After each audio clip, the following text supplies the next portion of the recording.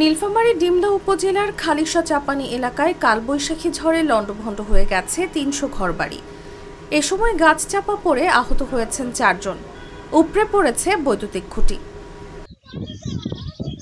বৃহস্পতিবার সকাল ৯:৩০টার দিকে আঘাত হানে কালবৈশাখী। ১০ মিনিটের মতো স্থায়ী ছিল ঝড়।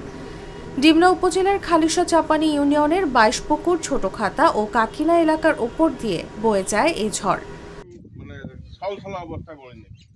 ২২ পুকুর গ্রামের বাসিন্দা বাদশা আলমগীর জাগো নিউজকে বলেন, হঠাৎ ঝড়ে লণ্ডভণ্ড হয়েছে অনেক আধা পাকা ঘর, অনেক টিন শেড ঘর উড়ে নিয়ে গেছে।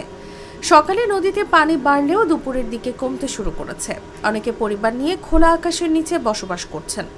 ঝড়ে প্রায় ৩০০ কাঁচা ঘরবাড়ি বিধ্বস্ত হয়ে জানিয়ে খালিশা চাপানি ইউনিয়নের চেয়ারম্যান শহীদুজ্জামান সরকার জাগো নিউজকে বলেন, গাছ চাপা পড়ে আহত হয়েছে ৪ জনের মতো। ক্ষতিগ্রস্ত পরিবারের নামের তালিকা সংগ্রহের কাজ চলছে।